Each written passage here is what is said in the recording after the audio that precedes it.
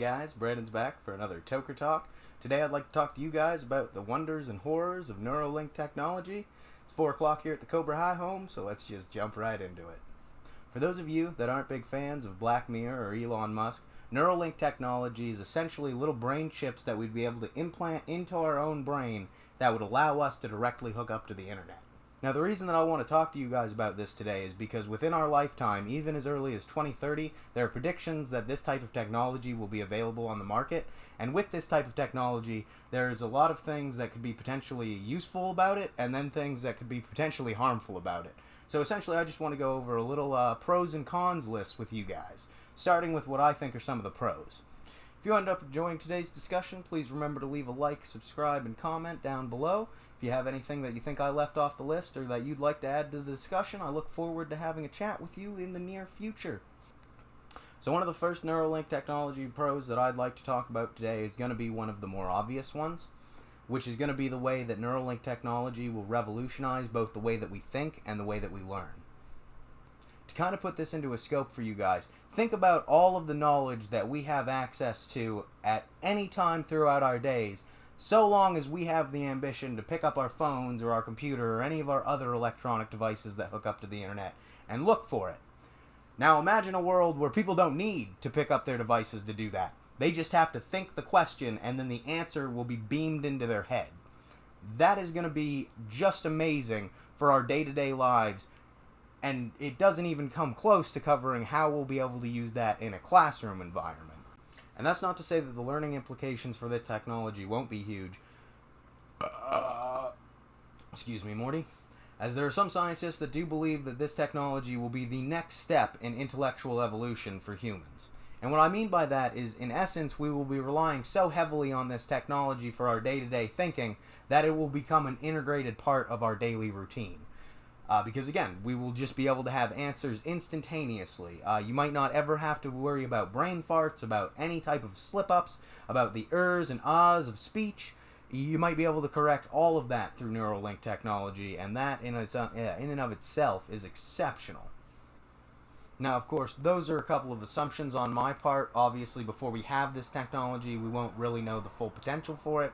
But what we will know is, at the very least, we will have fully immersive digital environments, and that will be hugely revolutionary for training, education, and any kind of learning that you need to do that requires you to learn how to do a task. You'll be able to have an environment specifically tailored to your needs and learning style.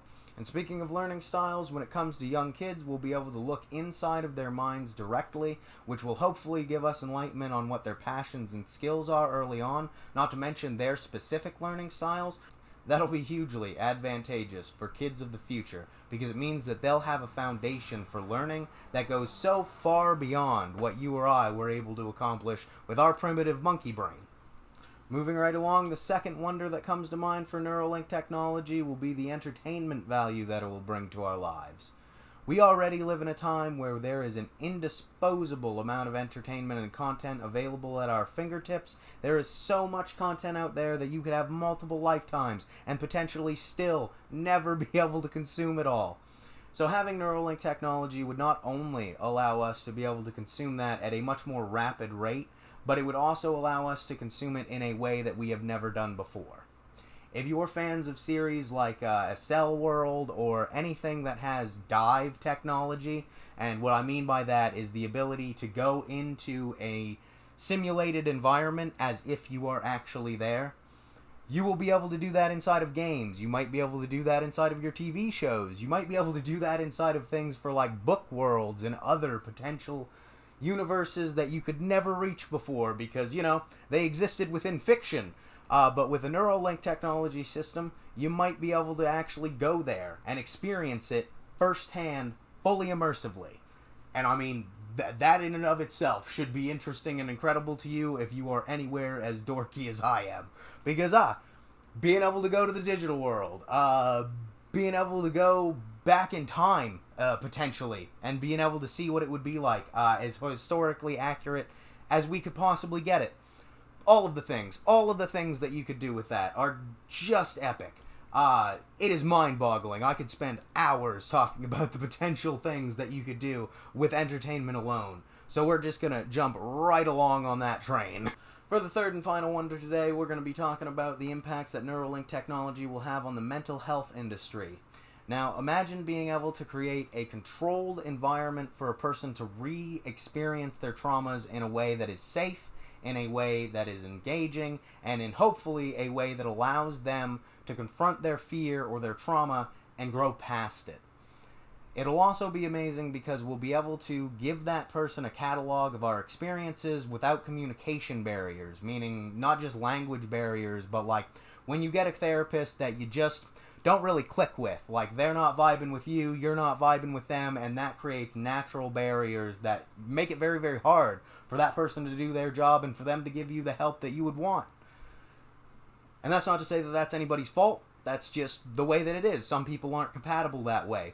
But if that person has the knowledge to help you, by being able to look at your experiences objectively, independently of you, they might be able to do more for you.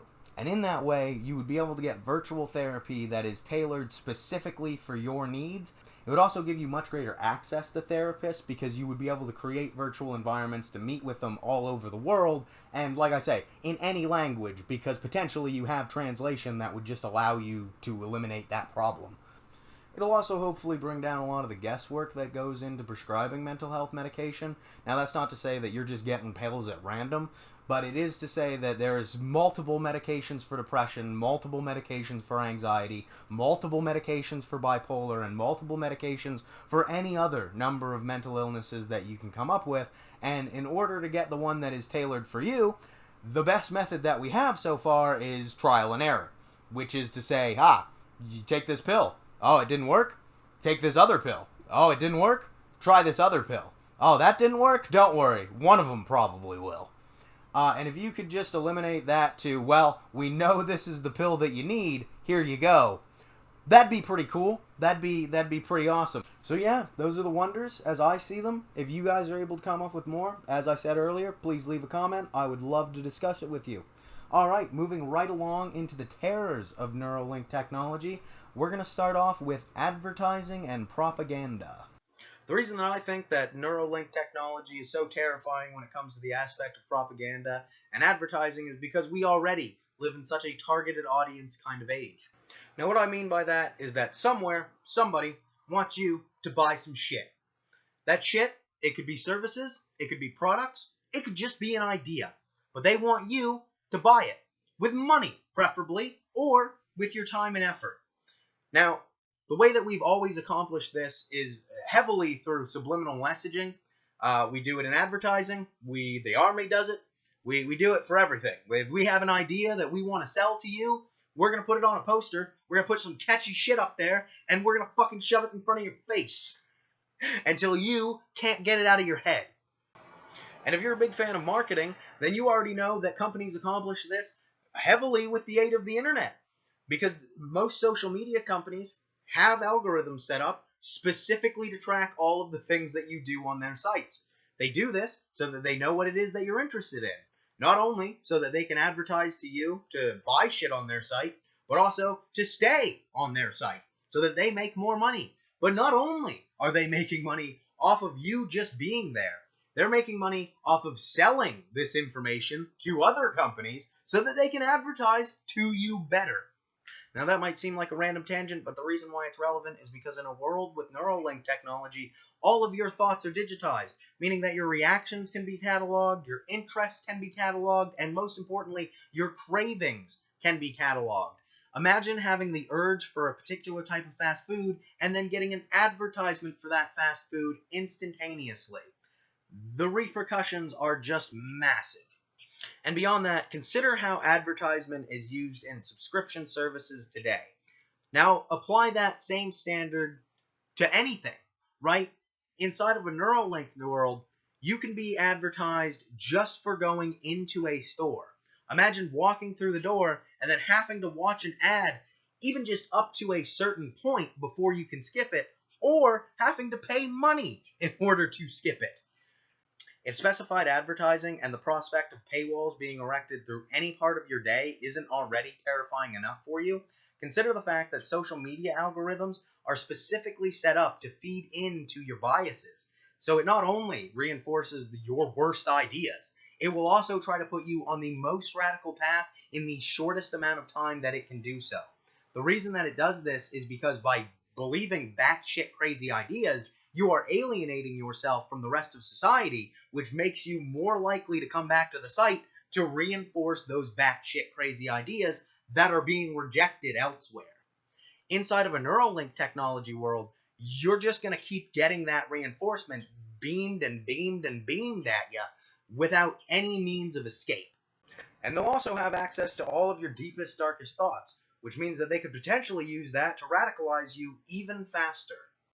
The next con I want to talk to you guys about is going to be digital withdrawal, or put another way, digital dependency. What I mean by digital dependency is somebody that is reliant on their electronic device for their day-to-day activities. You probably already know somebody who constantly has their head in their phone, or who seems to put way more time and effort into their social media presence than they do into their physical real-world presence. This is a result of living in an age where we have an almost second kind of reality that we exist inside of, because we have our actual physical lives, and then we have our online persona lives. Like, even for example, the way I'm talking to you right now probably isn't exactly how I would talk to you person to person. This is just something that we all do. It is an acceptable fact, and in moderation, I don't think that there's any huge problem with it. The biggest issue comes with people that start to choose the virtual life over the real one. And this is already a problem today.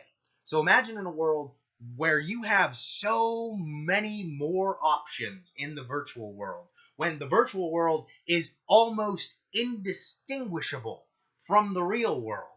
These people, and a lot of even average people, will probably start to choose this virtual reality over their physical one because they think it's just better, or because they find their virtual life more rewarding, or any multitude of reasons. I'm not going to assume the intent of these people. All I know is that there are some people who actively choose the virtual reality over, reality.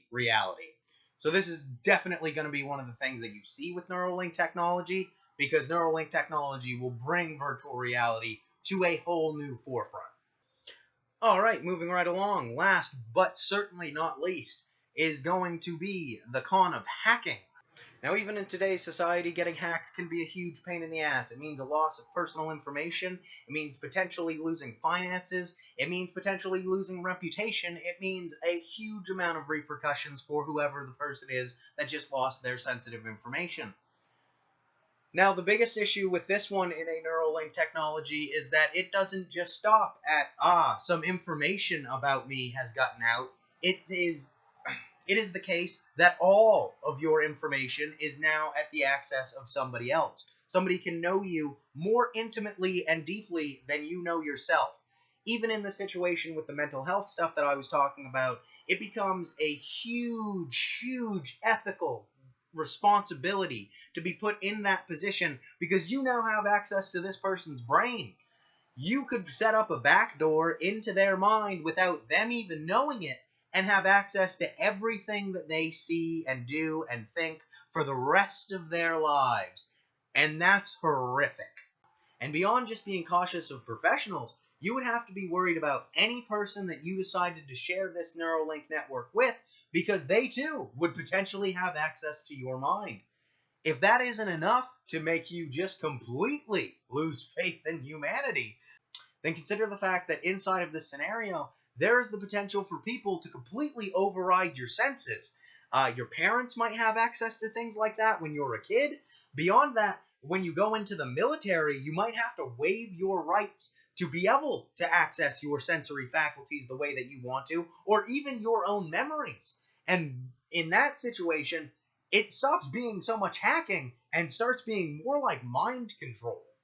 And in that universe, anything is possible, right? Like, any person could make you do anything because they could control anything that you see, hear, or feel, which is insane. So definitely something to be cautious about when moving into the future. Because while I do think that Neuralink technology is probably an inevitability, it's also something that we should be greatly cautious of moving forward. but I'd still love to hear your guys' opinion on the fact. So if you haven't gotten tired of hearing me say it already, leave a comment below if you have anything you'd like to say. Agreement, disagreement, I don't care. I'd love to hear from you. Okay, guys, that'll be it for this Toker Talk. Thank you for joining me today, and I will let you guys get back to the best part of your day. Remember, follow the high.